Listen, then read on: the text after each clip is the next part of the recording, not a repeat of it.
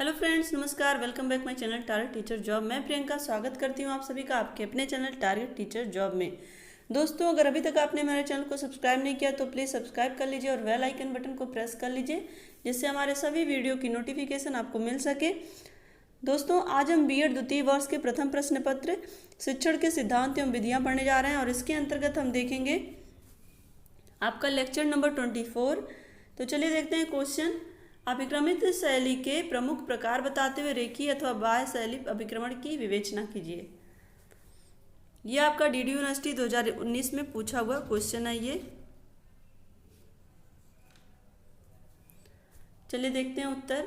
अभिक्रमित शैलियां का प्रकार।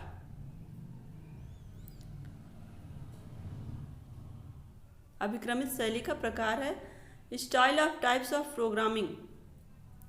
अभिक्रमित अनुदेशन में विषय वस्तु को अच्छे तरीके से छात्रों के सामने रखने का कार्य जिस माध्यम से संपन्न होता है उसे अभिक्रम निर्माण कहा जाता है। कुछ प्रमुख अभिक्रमित शैलियां इस या प्रकार निम्नलिखित हैं। किसी भी पाठ्य वस्तु को पढ़ाने के लिए या शिक्षण कार्य के लिए शिक्षक के द्वारा जो माध्यम अपनाया जाता है और उस माध्यम के थ्रू जो शिक्षण कार्य संपन्न होता है उसे अभिक्रम निर्माण कहा जाता है। और कुछ प्रमुख अभिक्रम निर्माण यानी कि अभिक्रमित अनुदेशन के प्रकार इस प्रकार है, नीचे देखते हैं। रेखीय या बाह्य शैली अभिक्रमण, दूसरा है शाखी अथवा आंतरिक शैली अभिक्रमण, तीसरा है मैथमेटिक्स शैली अभिक्रमण, चौथा है नियम उदाहरण अभिक्रमण और पांचवा है आपका कंप्यूटर से अनुदेशन अभिक्रमण और छठा है आपका अधिगमकर्ता नियंत्रित शैली अभिक्रमण। इन अभिक्रमण शैलियों में रेखीय, शाखी और मैथमेटिक्स अभिक्रमण को ही आधारभूत शैलियाँ की मान्यता प्राप्त है। इसलिए इन्हीं तीन शैलियों का वर्णन यहाँ किया जा रहा है। कंप्यूटर अनुदेशन का वर्णन शिक्षण प्रतिमान नामक पाठ में किया। जब हम लोग शिक्षण प्रतिमान यहाँ पे देखेंगे नामक पाठ में किया गया है। कंप्यूटर सहायक अनुदेशन का वर्णन शिक्षण प्रतिमान नामक पाठ में किया गया है। शिक्षण के प्रतिमान जब हम पढ़ेंगे तो उसमें देख लेंगे। चलिए देखते हैं अभिक्रमित अनुदेशन शैली और रेखीय शैली और मैथमेटिक्स अभिक्रमण को ही आधारभूत शैली कहा जाता है। नंबर इसमें पहला देखते हैं, रेखीय अथवा बाह्य शैली अभिक्रमण। रेखीय अथवा बाह्य शैली का प्रतिपादन B.F. स्किनर है। इसलिए इस शैली को स्किनर शैली या स्किनरियन सिद्धांत भी कहा जाता है। इस अनुदेशन में बाह्य क्रियाओं का बाहुल्य होता है, इसलिए इस अभिक्रम शैली को बाह्य अभिक्रम कहते हैं। इसमें मानव व्यवहार को एक निश्चित दिशा दी जा सकती है। इस इच्छित व्यवहार सिखाया जा सकता है। यहाँ पे मानव व्यवहार को एक निश्चित दिशा दी जाती है इस अभिक्रम शैली के अंतर्गत, और इसमें शिक्षक अपनी इच्छा के अनुसार छात्रों को व्यवहार सिखा सकता है। स्किनर के अनुसार किसी भी अधिगमकर्ता को एक पूर्व एवं इच्छित व्यवहार सिखाया जा सकता है। इसलिए इस इच्छित व अंतिम व्यवहार तक पहुंचाने के लिए मार्ग में आने वाली क्रियाओं को अत्यंत छोटे छोटे सार्थक भागों में विश्लेषित करना होगा। इन्हीं छोटे छोटे पदों का सहारा लेकर प्रत्येक पद पर पुनर्बलन देकर अधिगमकर्ता को वांछित व्यवहार अथवा कौशल सिखाया जा सकता है। इस प्रकार एक पद से दूसरे पद और दूसरे पद से तीसरे पद पर पहुंचता हुआ अधिगमकर्ता विषय वस्तु के सभी अभिक्रमों को पदों को संबंधी अधिगम अनुभवों का ग्रहण करने में समर्थ बन जाता है। दोस्तों, यहाँ पे हम देखेंगे किसी भी अभिक्रम शैली को सीखने के लिए शिक्षक के द्वारा अपने छात्रों को किसी भी पाठ्य वस्तु को सिखाने के लिए शिक्षक उस पाठ्य वस्तु को छोटे छोटे क्रमों में विभक्त कर देता है और उस छोटे छोटे क्रमों को स्टेप बाय स्टेप छात्रों को व्यक्तिगत रूप से सिखाता है। और जिस एक पद को अगर छात्र के द्वारा सीख लिया जाता है तो उस पद पर अगर छात्र ने अच्छी अनुक्रिया की है तो उस पर पुनर्बलन देते हुए छात्र को शिक्षक के द्वारा नया पद सिखाया जाता है। और इस तरह से धीरे धीरे करके छात्रों के द्वारा अधिगम के नए नए पद सीखे जाते हैं और पूरे पाठ को इस तरह से जितनी भी पाठ्य वस्तु है छात्र के द्वारा अधिगम को कर लिया जाता है। और इस तरह से शिक्षक के द्वारा जो भी अधिगम कार्य करवाया जाता है छात्र सीख जाता है और अधिगम को पूरा कर लेता है। इस तरह से शिक्षण कार्य संपन्न होता है और शिक्षक अपने शिक्षण कार्य में वो वांछित परिवर्तन जो वो करना चाहता है छात्र के ऊपर, यानी कि जो भी व्यवहार परिवर्तन शिक्षक के द्वारा छात्रों में होना चाहिए, शिक्षक प्राप्त कर लेता है। चलिए आगे देखते हैं। डॉक्टर आनंद के अनुसार रेखीय अभिक्रमण का शाब्दिक अर्थ है एक सीधी रेखा का अभिक्रमण। इसमें छात्र प्रथम पद से अंतिम पद तक सीधी रेखा की भांति पद से दूसरे पद की ओर बढ़ते हैं जब तक सारे प्रोग्राम पूर्ण नहीं कर लेते हैं। यहाँ पे देखिए डॉक्टर आनंद के अनुसार जो रेखीय अभिक्रमण का शाब्दिक अर्थ जो बताया गया है, रेखीय अभिक्रमण में भी सेम ऐसे ही होता है कि छोटे छोटे पदों में किसी भी पाठ्य वस्तु को विभक्त कर दिया जाता है और उस पाठ्य वस्तु को धीरे धीरे करके छात्र के द्वारा सीख लिया जाता है एक प्रोग्राम के तहत। और इस श्रृंखला को अंत में सीखने के बाद एक रेखा के माध्यम से एक स्टेप बाय स्टेप चलने के बाद छात्र अधिगम को प्राप्त कर लेता है।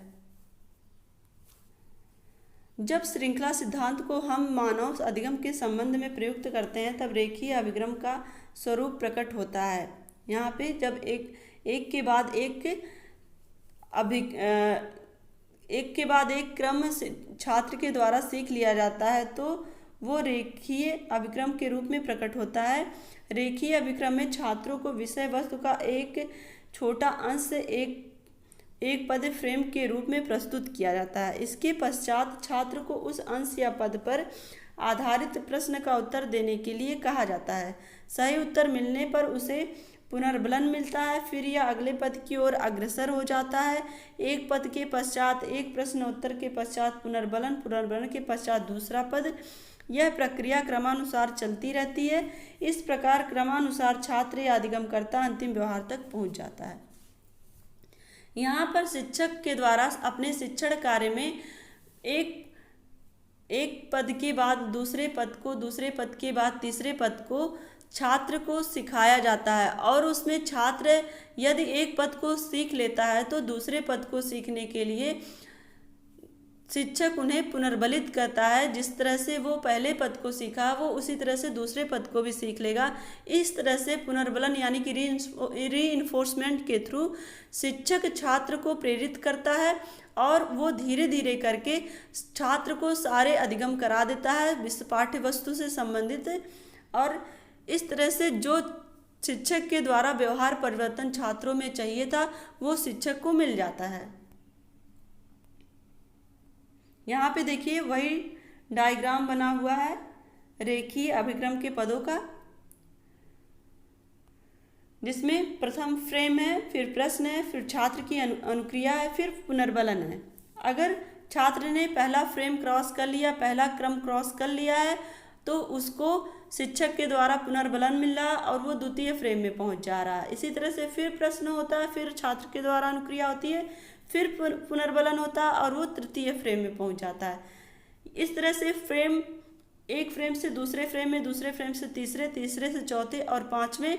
तो इस तरह से वो हर क्रम को क्रॉस कर लेता है और धीरे धीरे करके वो सारे विषय वस्तु के अधिगम को कर लेता है और शिक्षक के द्वारा जो भी व्यवहार परिवर्तन छात्रों में चाहिए था वो शिक्षक को मिल जाता है। रेखीय अभिक्रमण की प्रमुख विशेषताएं चलिए देखते हैं। नंबर 1 है एक रेखीय मार्ग। एक अभिक्रम में अधिगम का मार्ग एक सरल रेखा की तरह पूरी तरह से क्रमबद्ध और सुव्यवस्थित होता है। इसमें छात्र या अधिगमकर्ता क्रमानुसार विभिन्न छोटे छोटे पदों के माध्यम से एक रेखीय मार्ग पर चलते हुए अंतिम व्यवहार तक पहुंच जाता है। यहाँ पर जो भी शिक्षक के द्वारा शिक्षण कार्य के लिए जो भी प्रोग्राम बनाए जाते हैं उसमें एक क्रमबद्ध तरीके से प्रोग्राम बनाए जाते हैं और एक पद से दूसरे पद, दूसरे पद से तीसरे पद, इस तरह से कार्य करते हुए, इस तरह से अधिगम करते हुए शिक्षक अपने छात्रों को वांछित व्यवहार परिवर्तन करने में सफल रहता है। नंबर 2 देखते हैं श्रृंखलाबद्ध सामग्री। इसमें सभी छात्रों का अधिगमकर्ता के लिए एक समान श्रृंखलाबद्ध मार्ग होता है तथा अधिगम सामग्री को बहुत ही छोटे छोटे पदों में श्रृंखलाबद्ध रूप से प्रस्तुत किया जाता है। इस पर चलकर छात्र अधिगमकर्ता अंतिम लक्ष्य तक पहुंचते हैं। यहाँ पे बताया गया है कि छात्र जो कि अधिगमकर्ता के रूप में यहाँ पे है वो श्रृंखलाबद्ध मार्ग यानी कि एक कड़ी से दूसरी कड़ी की तरफ वो बढ़ते हुए छोटे छोटे पदों को फ्रेम में श्रृंखलाबद्ध रूप में प्रस्तुत करते हुए आगे बढ़ता और फिर धीरे धीरे चलकर वो अंतिम लक्ष्य यानी कि अपने व्यवहार परिवर्तन यानी अधिगम को अधिगम प्राप्त कर लेता है और आगे बढ़ते हुए शिक्षक जो भी चाहता व्यवहार परिवर्तन वो व्यवहार परिवर्तन भी शिक्षक को मिल जाता है। नंबर 3 देखते हैं नियंत्रित अनुक्रिया। इस अनुक्रिया में अनुदेशन की प्रक्रिया अभिक्रमित द्वारा नियंत्रित रहती है। वह जिस प्रकार का अभिक्रम तैयार करता है उसे उस सभी अधिगमकर्ता बनाए गए अभिक्रम रूप में अनुसरण करते हैं। दोस्तों यहाँ पे शिक्षक के द्वारा जो भी प्रोग्राम बनाया गया है उसी प्रोग्राम के तहत ही छात्र को चलना होता है और उस प्रोग्राम में श्रृंखलाबद्ध रूप से एक पद से दूसरे पद में चलते हुए वो यहाँ पे एक पद से दूसरे पद में चलते हैं, साथ में नियंत्रित रहते हैं। उन्हें उस पद को उसी रूप में पढ़ना है जिस रूप में शिक्षक के द्वारा उसे प्रोग्राम किया गया, जिस रूप में शिक्षक के द्वारा उसे बनाया गया है। तो एक तरह से शिक्षक के द्वारा छात्रों पर पूर्ण नियंत्रण होता है और उस नियंत्रण में ही छात्र अपने अधिगम को स्टेप बाय स्टेप सीखता है। नंबर 4 देखते हैं पृष्ठपोषण। रेखीय अभिक्रम में छात्र की अनुक्रिया की जांच कर सही अनुक्रिया के लिए पृष्ठपोषण की व्यवस्था की जाती है। जब छात्र एक पद को प्राप्त कर लेता है, एक पद को सीख लेता है तो शिक्षक के द्वारा उसे पृष्ठपोषण किया जाता है, यानी कि शिक्षक के द्वारा उस क्रम की जांच की जाती है जो छात्र ने सीखा है और अगर उसमें कुछ त्रुटियां हैं तो वो फिर से उस क्रम को सीखेगा। अगर उस क्रम में कोई त्रुटि नहीं है तो वो शिक्षक के द्वारा नेक्स्ट क्रम पर प्रमोट कर दिया जाता है। तो पृष्ठपोषण में बस यही होता है कि शिक्षक बच्चे के क्रम को देखता है, उस क्रम में उसका अधिगम हो रहा है कि नहीं हो रहा है। अगर नहीं हो रहा है तो शिक्षक उसको फिर से उस क्रम को दोबारा करने के लिए कहता है। नंबर 5 देखते हैं हम पुनर्बलन। रेखीय अभिक्रम में ऐसी व्यवस्था की जाती है कि छात्र द्वारा की जाने वाली अनुक्रिया का तत्काल पुनर्बलन दिया जा सके। जब शिक्षक के द्वारा बनाए गए प्रोग्राम में यानी कि व्यवस्था में छात्र एक पद से दूसरे पद को सीखता है, तो जब एक पद को छात्र के द्वारा सीख लिया जाता है तो शिक्षक उस पद के लिए छात्र को पुनर्बलित करता है, यानी कि शाबाश, वेरी गुड, इस तरह से पुनर्बलित करता है और उसके बाद उसे नेक्स्ट पद के लिए प्रमोट करता है। नंबर 6 है संप्रत्ययों में स्पष्टता। रेखीय अभिक्रम में कठिन संप्रत्ययों को सुगमता से सरलता से स्पष्ट किया जा सकता है। जब एक छात्र स्टेप बाय स्टेप सीखता है चीज़ों को, तो वो उसे अच्छे ढंग से सीख लेता है। तो इस तरह से जो रेखीय अभिक्रम है एक क्रमबद्ध और श्रृंखलाबद्ध तरीके से होता है। तो इसमें छात्र किसी भी पाठ्य वस्तु के क्रम में सीखने की वजह से उसे अच्छे ढंग से सीखता है। उसके जो संप्रत्यय हैं वो उसके लिए स्पष्ट हो जाते हैं और सरल हो जाते हैं। नंबर 7 देखते हैं, स्व अध्ययन में सहायक। रेखीय अभिक्रम स्व अध्ययन के लिए मार्ग प्रशस्त करता है, जिसमें विभिन्न मानसिक स्तरों के छात्रों को अपनी क्षमता एवं गति के अनुसार सीखने का अवसर मिलता है। रेखीय, यहाँ पे हम देखेंगे रेखीय अभिक्रम अधिगम स्वाधिगम के द्वारा एक शिक्षक अपने शिक्षण कार्य में बच्चों को निपुण बनाने की कोशिश करता है। बच्चों को अधिगम कराने में सफलता हासिल करने के लिए शिक्षक के द्वारा एक श्रृंखलाबद्ध तरीके से पाठ्य वस्तु को रखा जाता है, जिसमें शिक्षक अपने विभिन्न प्रकार के छात्रों को मनोवैज्ञानिक ढंग से सीखने के लिए प्रेरित करता है, जिसमें आप प्रतिभाशाली बालक भी आएंगे और पिछड़े बालक भी आएंगे। वो अपने कौशल के हिसाब से धीरे धीरे करके चीज़ों को सीखते हैं और अपनी क्षमता और गति के अनुसार वो चीज़ों का अधिगम करते हैं। नंबर 8 देखते हैं, त्रुटियों की संभावना क्रम। रेखीय अभिक्रम में दिए गए पदों में कुछ अतिरिक्त संकेत भी पाए जाते हैं, जिससे छात्रों या अधिगमकर्ता को सही अनुक्रिया देने में सहायता मिलती है और इस त्रुटि दर को कम करने का प्रयत्न किया जाता है। त्रुटियों की संभावना कम होना, यहाँ पे छात्रों के लिए इस तरह से प्रोग्राम मेंटेन किया जाता है जिससे छात्र गलतियां कम करते हैं और अपने एक पद से दूसरे पद को प्राप्त कर लेते हैं। नंबर 9 देखते हैं, छात्र सक्रियता।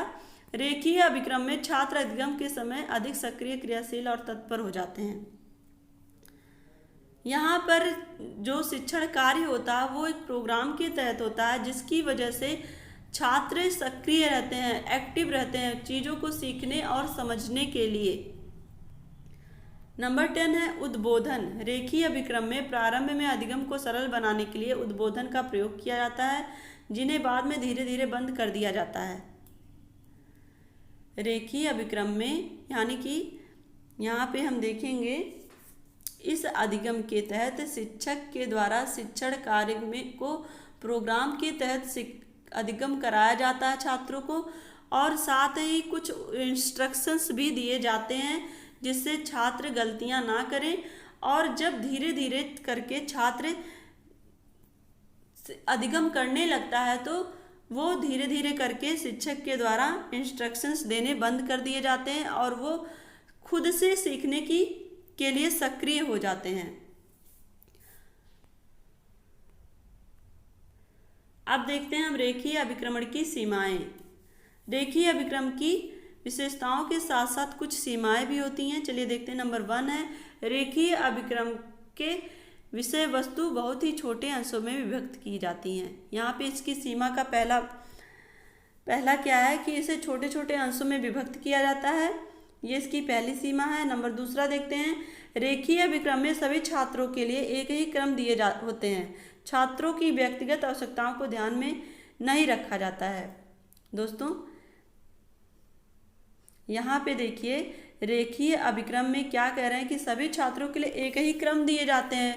तो जो छात्र की व्यक्तिगत आवश्यकताएं हैं, यहाँ पे व्यक्तिगत आवश्यकताओं से तात्पर्य उन छात्रों से है जो वहाँ पे कुछ प्रतिभाशाली छात्र हैं तो कुछ पिछड़े छात्र हैं। तो जो प्रतिभाशाली छात्र हैं वो तो उस अधिगम को जल्दी सीख जाएंगे, लेकिन जो पिछड़े बालक हैं, पिछड़े छात्र हैं, उन्हें सीखने में थोड़ी देर होगी।